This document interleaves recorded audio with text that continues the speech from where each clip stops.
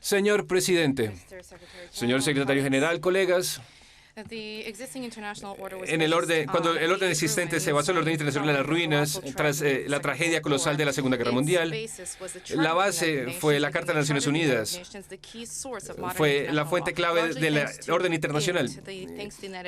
Claramente, gracias al orden de las Naciones Unidas se evitó una Segunda Guerra Mundial, se evitó un desastre nuclear. Desafortunadamente, al final de la Guerra Fría, Estados Unidos decidió que determinaría el futuro de toda la humanidad, y con sus conflictos de superioridad empezó a ignorar el legado de los fundadores de las Naciones Unidas. Hoy el Occidente busca normas selectivas y principios selectivos para aplicarlos en cada caso, exclusivamente basados en sus órdenes y necesidades geopolíticas. Esto ha resultado en un sacudón del orden y de la estabilidad, así como una exacerbación y el fomento de nuevos puntos de tensión, riesgos de conflicto global. Esto se ha aumentado, y para disminuirlos, para hacer que todo vaya por un camino pacífico, la Federación Rusa insiste y ha insistido en todas las previsiones de la Carta de las Naciones Unidas, en su respeto, y no ser aplicadas selectivamente, sino completamente, de una manera completa e interconectada. Esto incluye los principios de soberanía de Estados, la no intervención en asuntos domésticos, el respeto por la soberanía territorial y la integridad territorial y el derecho de la gente a la autodeterminación. Las acciones de los Estados Unidos y sus aliados son una prueba de la acción sistemática y de la acción sistemática. Desde el colapso de la Unión Soviética y la aparición de los Estados independientes, Estados Unidos y sus satélites han abiertamente interferido con los asuntos domésticos de Ucrania, como fue reconocido públicamente y con orgullo por Victoria Nuland, secretaria delegada de Estado en 2013, cuando $5 billones fueron gastados en cultivar políticos ucranianos en Kiev por parte del Occidente. Todos los hechos están siendo ignorados. Hay intentos para cancelar todo lo que ha ocurrido, ya que antes de 2014, y bueno, con este encuentro nos permite entender los eventos cronológicos, específicamente en el contexto de las relaciones entre las partes que actúan en la implementación de los principios y propósitos de la Carta de las Naciones Unidas.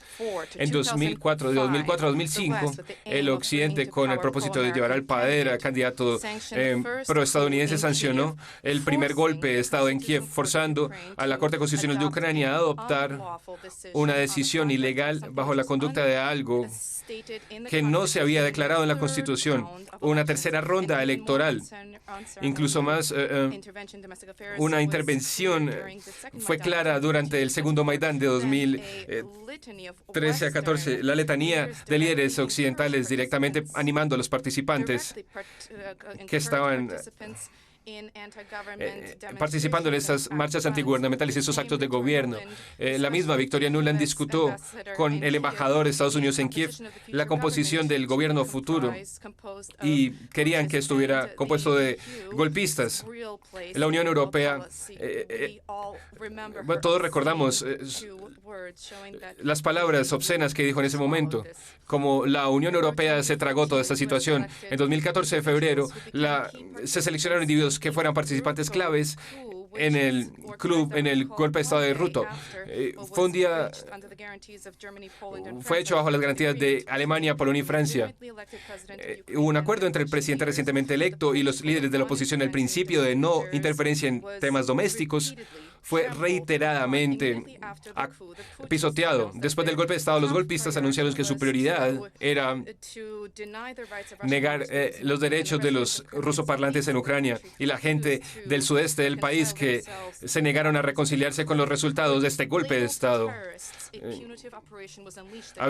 Hubo una operación terrorista en contra de ellos. En respuesta a esto, el Crimea y el Donbass hicieron un referendo completamente alineado con los principios de igualdad y autodeterminación de los pueblos, que están en el párrafo 2 del artículo 1 de la Carta de la ONU. Los diplomáticos y políticos occidentales visitaron Ucrania y trataron de ignorar esta situación, esta importante norma de la ley internacional. Estaban intentando tomar tomar todos estos antecedentes de lo que había pasado y trataron de superar la inadmisibilidad de esta situación. Recuerden esta conexión. Una declaración fue adoptada unánimemente en 1970. Esta fue una declaración bajo el principio de la ley internacional que buscaba la cooperación entre países alineado con la Carta de Naciones Unidas. Y aquí dice lo siguiente: el principio de respeto a la integridad territorial es aplicable, cito, para los estados que en sus acciones, cumpliendo con estos principios de igualdad y autodeterminación de los pueblos y subsecuentemente habiendo gobiernos que representan a todo el pueblo que reside en cierto territorio dado. Finalizo la cita. El hecho de que los neonazis ucranianos tuvieran el poder en Kiev no representaba a la población de Crimea y Donbass. Eso es algo que no debe ser probado.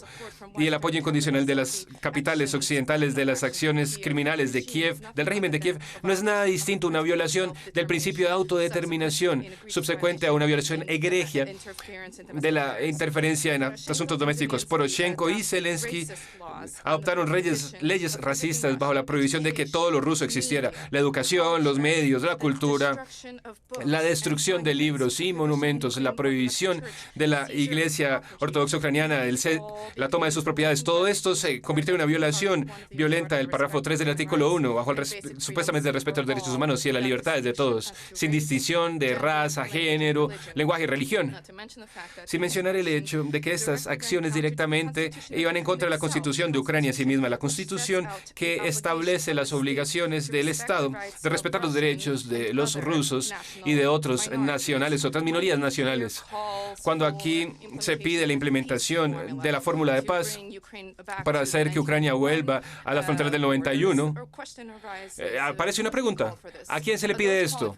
¿Aquellos que piden eso están familiarizados con las declaraciones del liderazgo ucraniano sobre cuáles son sus intenciones con los residentes de los territorios relevantes? Y con respecto a esto, públicamente, al nivel oficial, se ha reiterado las voces de amenaza, sea física o sea legal, aniquilación. En esencia, de manera similar, el Occidente no solamente ha querido disuadir a estos protegidos, sino que ha seguido impulsando esa política antirrusa. Incidentalmente y de manera similar, los miembros de las Naciones Unidas y de la OTAN por décadas han animado acciones en Letonia y Estonia para para sacar residentes rusohablantes y llamarlos no ciudadanos. Hay una cuestión seria de la introducción de responsabilidades criminales, de responsabilidad criminal por el uso de su lengua madre. Oficiales han dicho que existe la posibilidad de hacer programas de escuela remota, y esta posibilidad debe ser considerada como algo, casi que una amenaza a la seguridad nacional.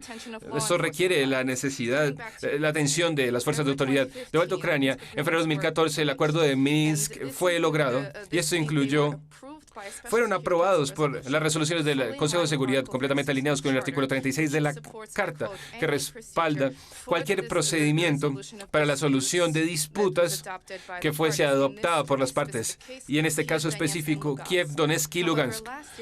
Sin embargo, el año pasado, todos los firmantes del acuerdo de Minsk, a excepción del señor Putin, me refiero a Merkel, Hollande y Poroshenko, públicamente y con cierto placer incluso reconocieron que haber firmado este acuerdo no significaba una intención de implementarlo, solamente buscaban ganar tiempo para asegurarse que hubiera capacidades militares en Ucrania y llevar armas al país para ser usadas en contra de Rusia. Durante todos estos años, sí, la Unión Europea y la OTAN soportaron el sabotaje de los acuerdos de Minsk, apoyaron al régimen de Kiev para usar la fuerza. Todo esto es una ruptura del artículo 45 de la Carta, según el que todos los miembros acuerdan llevar a cabo las decisiones aceptadas por el Consejo de Seguridad. Recordemos que el paquete del acuerdo de Minsk, los jefes de Rusia, Alemania, Francia y Ucrania firmaron una declaración donde Berlín y París asumían una obligación de hacer mucho, incluyendo ayudar a restaurar el sistema bancario en el Donbass, pero no movieron un dedo. Realmente observaron cómo ningún país hacía nada. Poroshenko anunció un bloqueo económico contra el Donbass. En la misma declaración, Berlín y París asumieron la obligación de cumplir con un acuerdo trilateral en la Unión Europea, Rusia y Ucrania en este formato para resolver prácticamente temas relacionados con Rusia en temas de comercio, así como avanzar en el establecimiento de un espacio humanitario económico para el Atlántico y Pacífico. Esta declaración también fue respaldada por el Consejo de Seguridad y también fue sujeto de una implementación alineada con el artículo 25, pero esta obligación también de los líderes de Alemania y de Francia fue una promesa vacía y una violación de los principios de la Carta. Recientemente el ministro de Exteriores, Gromyko, de la Unión Soviética, dijo que era mejor tener 10 años de negociaciones que un día de guerra. Y tras esto, hemos estado conectados en unas negociaciones agotadoras con las autoridades europeas. Aprobamos el acta Rusia-OTAN al mayor nivel, la declaración de la OSCE sobre la seguridad y la indivisibilidad en 1999 y en 2010 y al inicio de 2015. Insistimos en una implementación incondicional del Acuerdo de Minsk, que emergió como resultado de las negociaciones, y esto está alineado con la Carta de las Naciones Unidas, que exige, cito, asegurar condiciones para la obligación justa y respetuosa que emana de tratados y otras fuentes de ley internacional, cito. Los colegas occidentales pisotearon este principio también cuando firmaron estos documentos sabiendo que no tenían ninguna intención de cumplir con nada. Esto ha sido visto reiteradamente. El señor Putin se refiere a esto reiteradamente. Recientemente quiero recordarle al distinguido secretario de Estado que el presidente Zelensky firmó un decreto prohibiendo conducir negociaciones con el gobierno de Putin. Si los Estados Unidos están interesados, no creo que sea muy difícil dar la orden de que este decreto de Zelensky sea levantado. Ahora, la retórica de nuestros opositores occidentales, escuchamos eslogans, invasión, anexión, nada sobre la raíz del problema, donde ellos cultivaron e impulsaron regímenes nazis abiertamente para reescribir los resultados de la Segunda Guerra Mundial y la historia de su pueblo. Una negociación sustantiva basada en hechos y respeto por todos los requerimientos de la Carta de las Naciones Unidas. El Occidente ha evitado completamente esto. Pareciera que hay un temor de las discusiones profesionales que podrían revelar demagogia. Anteriores poderes coloniales dejan de mencionar la necesidad de que París vuelva o regrese ciertas partes de retiro de tropas de Francia y de Inglaterra, como las Islas Malvinas. Se supone que son campeones de la integridad territorial en Ucrania, pero hablan como si no tuvieran una comprensión del Acuerdo de Minsk. Yo hablé de la reunificación de Donbass y de Ucrania y una garantía, mientras haya una garantía de respeto a los derechos humanos fundamentales, en primer lugar el derecho a una lengua madre.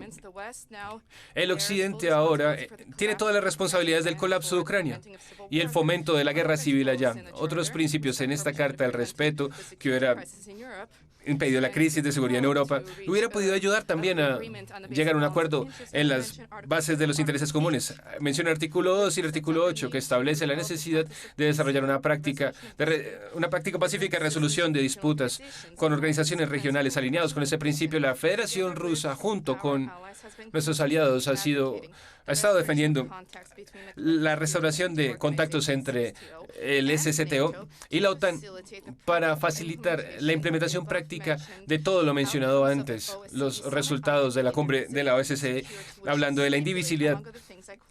Y se estipulaba que un Estado, grupo de Estados o alguna organización puede tener responsabilidad principal del mantenimiento de la paz y la seguridad y la estabilidad en regiones de la OSCE o considerar parte de esa región como una esfera de influencia. De su influencia es claro para todos que esto era lo que estaba haciendo específicamente la OTAN en su intento de crear una mayor superioridad en Europa y en el Asia-Pacífico.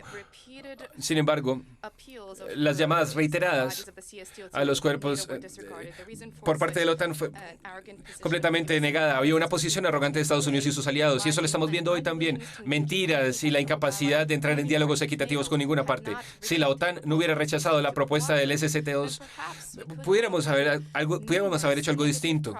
Hubiéramos evitado procesos negativos, no hubiera resultado en la crisis europea de la hora, porque Rusia hubiera sido ignorada, hubiera sido engañada igual por décadas.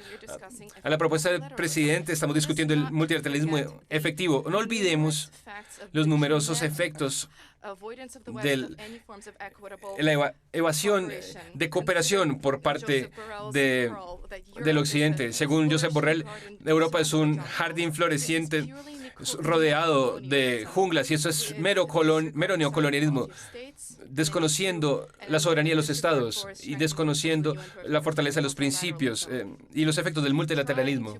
Intentar prevenir la democratización en las relaciones internacionales. Estados Unidos y sus aliados están abiertamente intentando privatizar al secretario de las Naciones Unidas y la circunvención del secretario para tratar de avanzar en mandatos consensuales. Significa que tienen el derecho de acusar a aquellos que por una razón u otra son inconvenientes para Washington. Recordemos la necesidad de un cumplimiento serio por parte de Estados miembros, pero por parte del secretario.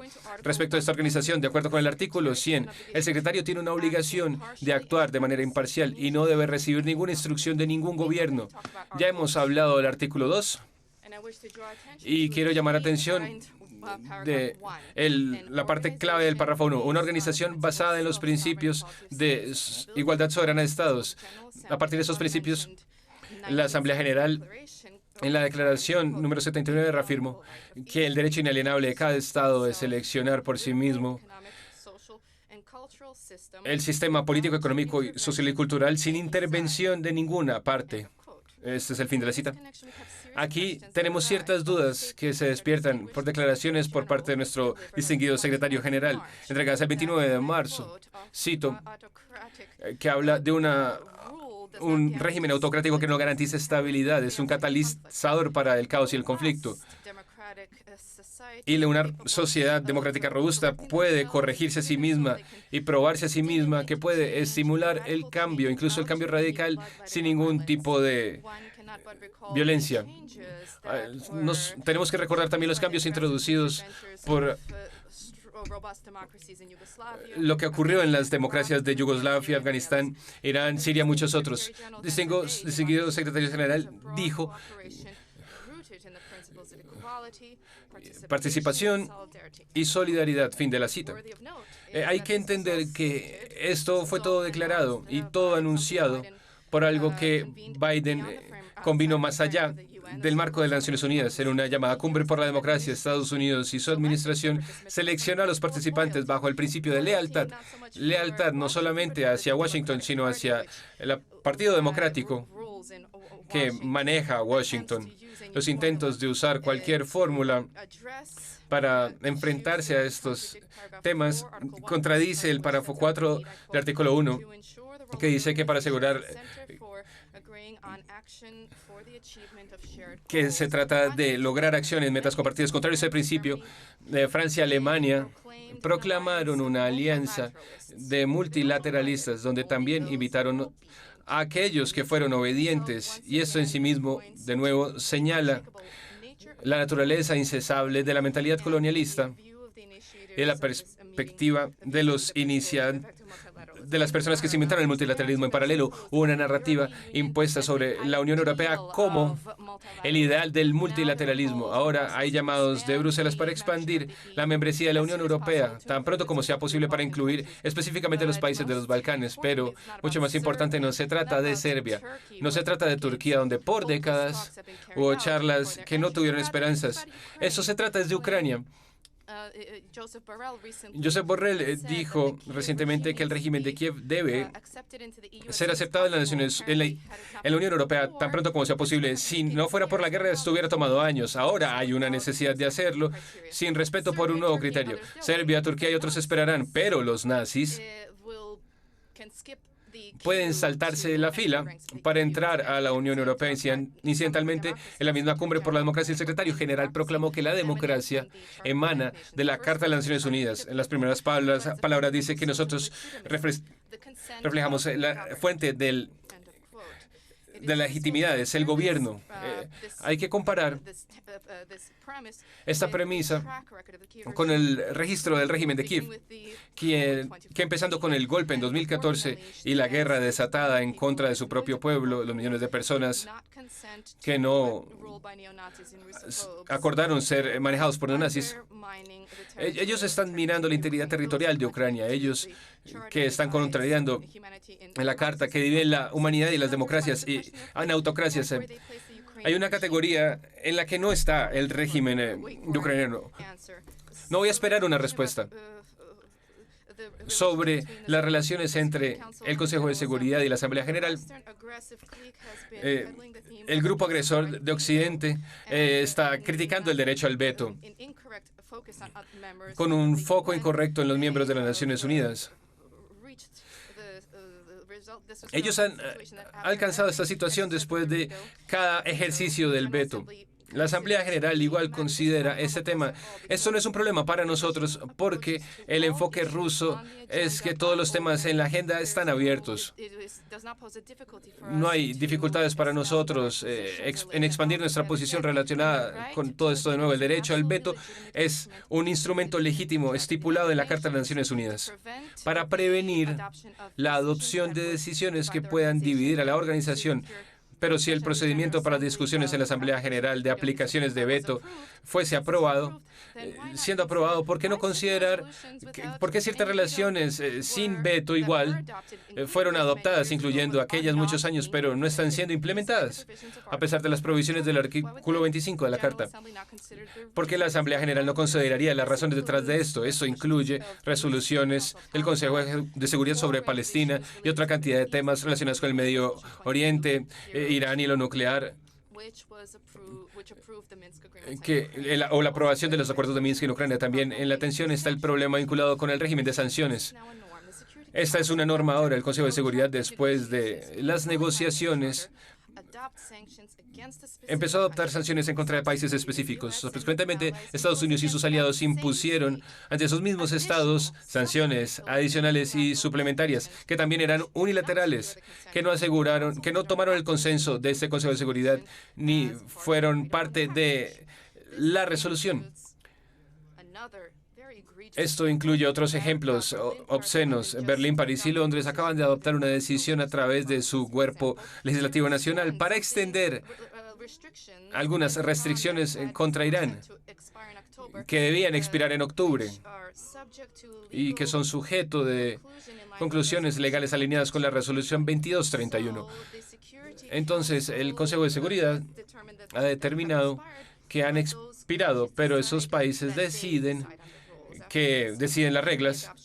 Después de esto, cualquier adopción del Consejo de Seguridad de sanciones,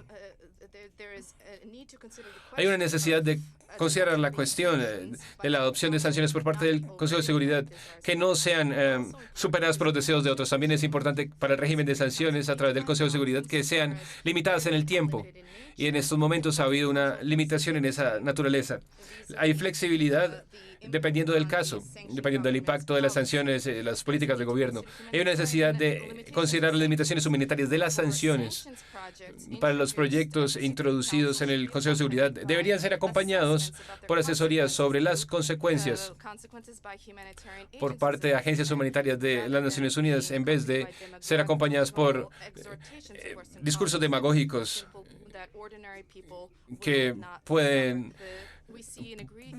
Estamos viendo una gran crisis en las intenciones, en las relaciones internacionales y la falta de voluntad para redirigirse a esta situación por parte del Occidente. Y la organización es responsable por el futuro y por el destino del mundo. Y este contexto histórico muestra la necesidad de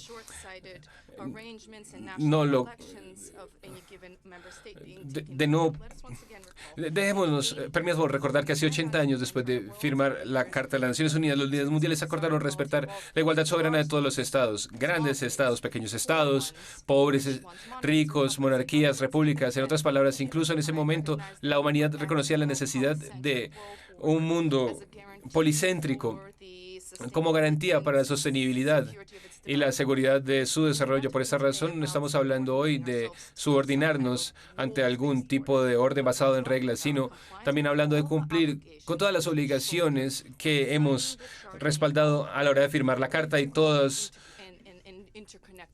sus normas interconectadas. Muchas gracias.